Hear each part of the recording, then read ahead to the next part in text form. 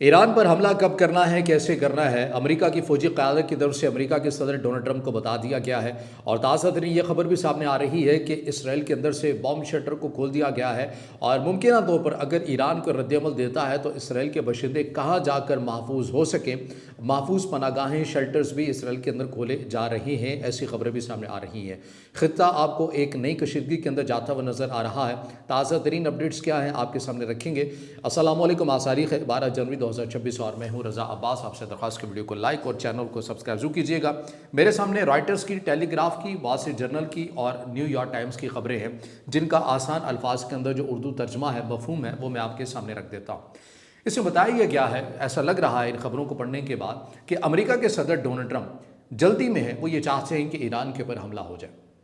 लेकिन अमेरिका की जो फ़ौजी क़यादत है उन्होंने कहा है कि अभी ये मुनासिब वक्त नहीं है, हमें मज़ीद सिफारतकारी को मौका देना चाहिए। और इसके अंदर एक और राय भी है, और वो राय ये है कि अभी ईरान के अंदर ईरान की अपनी आवाम निकली हुई है एहतजाज के लिए, और अगर हमने ऐसे वक्त में हमला कर दिया तो ये जो लोग बाहर निकले हैं ईरान के, जो अपने निज़ाम के मुखालिफ है, ये उनके डेफिनेशन के मुताबिक, और ये निज़ाम के ऊपर अदम इस्तेहकाम या अदम एतमाद का तासुर भी दे रही हैं। अगर ऐसे में हम ईरान के साथ जंग छेड़ देते हैं तो वो जो लोग निज़ाम से मुनहरिफ हैं,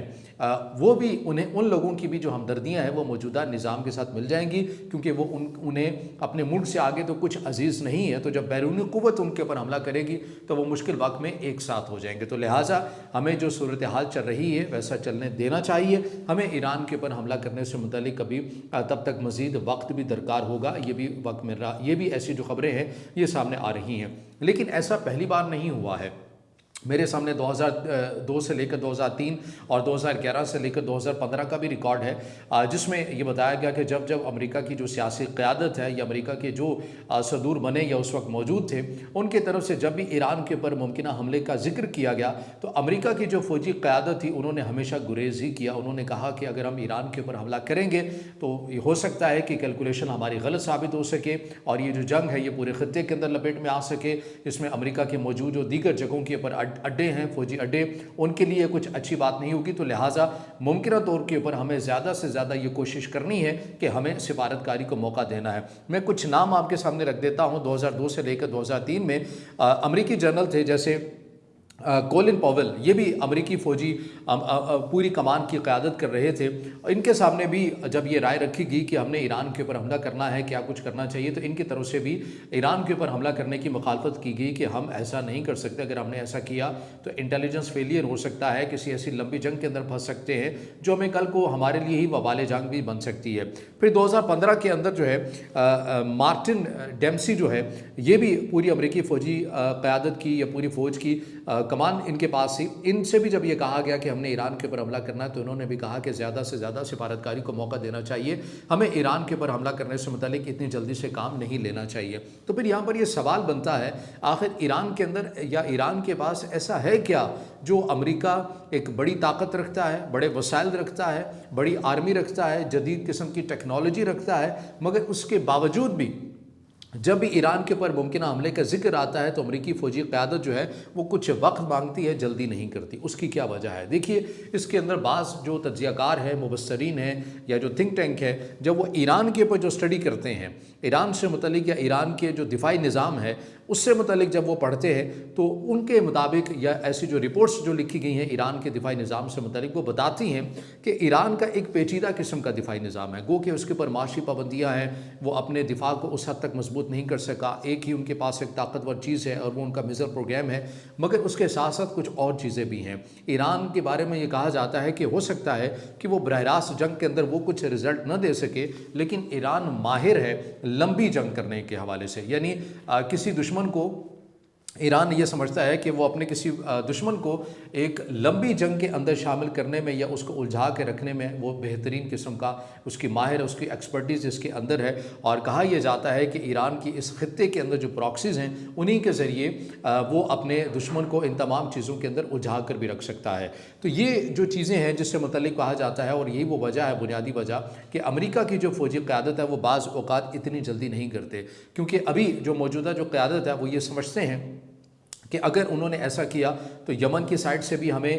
مسائل کا سلسلہ جو ہے وہ شروع ہو جائے گا، عراق کی سائڈ سے بھی سلسلہ جو ہے وہ شروع ہو جائے گا، اور خود سیریا کے اندر جو ایران کے وہ فیکٹرز، جو ایران کی حمایت یافتہ ایسے عناصر یا فیکٹر موجود ہیں جو کہ ابھی انڈر گراؤنڈ ہو چکے ہیں، وہ بھی اس جنگ کے بعد ممکنہ طور کے پر ابھر کر سامنے آ سکتے ہیں۔ تو ایران امریکہ کی چونکہ اس پورے ریجن کے اندر موجودگی ہے، عراق کے اندر کی بات کریں، سیریا کے اندر کی بات کریں، قطر کے اندر بات کریں،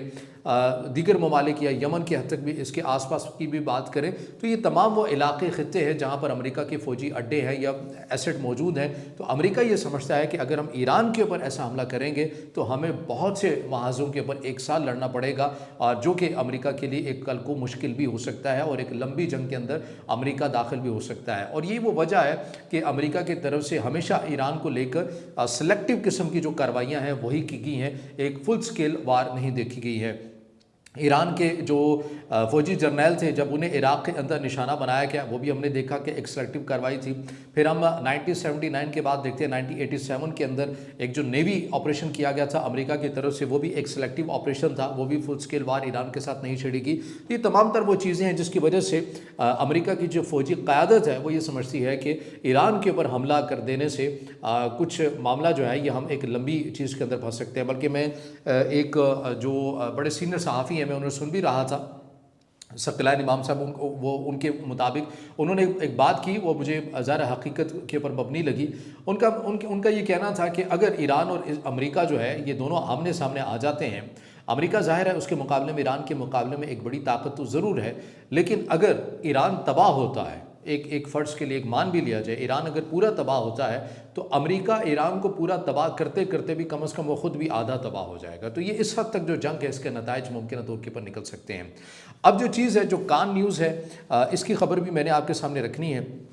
یہ بیسیکلی اسرائیل کا ایک سرکاری اور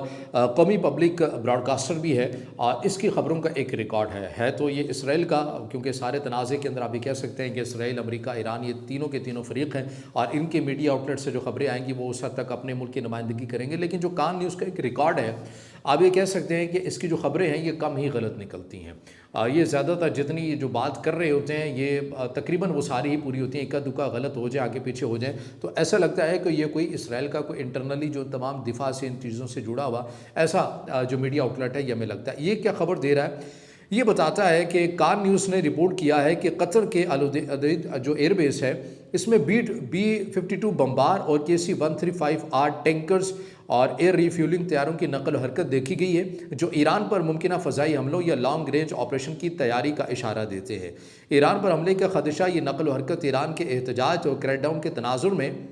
امریکہ کی طرف سے ممکنہ لمیٹڈ سٹرائک یا ویری سٹرونگ آپشن کی تیاری ظاہر کرتی ہے، لیکن کان نیوز کے مطابق ابھی کوئی فوری یا حتمی حملے کی نشانی نہیں پائی جاتی ہے۔ اسرائیل آپ کو الرٹ نظر آتا ہے۔ اسی خبر کے مطابق اسرائیل نے اس صورتحال کی وجہ سے تل ابیب اور دیگر علاقوں میں بام شیلٹرز کھول دیے ہیں، کیونکہ ایران کی بیلسٹک میزائل جوابی کارروائی کا خطرہ موجود ہے، اور اسرائیلی انٹیلیجنس اسے ہائی تھریٹ قرار دے رہے ہیں۔ اب یہ اسرائیل کی طرف سے کیوں بام شیلٹر کھولے گئے ہیں، یہی خبر جو ہے وہ رپورٹ بھی کر رہی ہے، جو کہ اسرائیل کے ایران کے جو پارلیمنٹ سپیکر ہے محمد باقر قالیباف، انہیں بھی یہ سمجھا جاتا ہے جیسے ریاست کے یہ صحیح معنوں میں ترجمان ہیں، جیسے علی لاریجانی ہیں، یہ بھی سپریم لیڈر کے، ایران کے جو سپریم لیڈر ہیں سعید علی خامنائی، ان کے بڑے قریبی سمجھے جاتے ہیں۔ ان کی طرف سے یہ سٹیٹمنٹ دی گئی ہے کہ اگر امریکہ ایران کے اوپر حملہ کرتا ہے تو اس کے نتیجے میں ہم خطے کے اندر جہاں جہاں امریکی مفادات ہیں ہم انہیں بھی نشانہ بنائیں گے، اور اسرائیل کا بھی ذکر کیا۔ تو اس لیے آپ یہ کہہ سکتے ہیں کہ اسرائیل آپ کو الرٹ نظر آتا ہے، کیونکہ اس کو یہ بات پتہ ہے کہ اگر امریکہ ایران کے اوپر حملہ کرتا ہے تو ایران جو ہے وہ اسرائیل کے اوپر حملہ بھی کر سکتا ہے۔ اس حوالے سے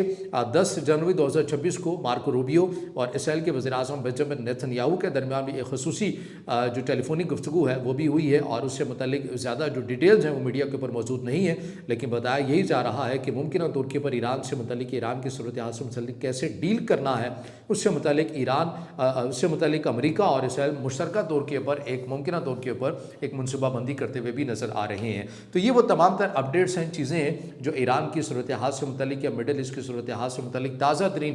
خبریں ہمارے سامنے آ رہی ہیں، کچھ تجزیہ ہے، کچھ مشاہدہ ہے۔ خبر تو بہرحال آپ کے سامنے ریفرنس کے ساتھ رکھی ہے. اب تجزیے کے اندر آپ ممکن ہے کہ آپ اتفاق کریں اختلاف کریں، وہ آپ کے اوپر ہے، لیکن اس سے جڑا جو بھی آپ کی رائے ہو یا سوال ہو کمنٹ میں ظاہر خیال کیجیے گا، ویڈیو کو لائک کیجیے گا، دوستوں کے ساتھ شیئر کیجیے گا، اور اس چینل کو زیادہ سے زیادہ سبسکرائب بھی.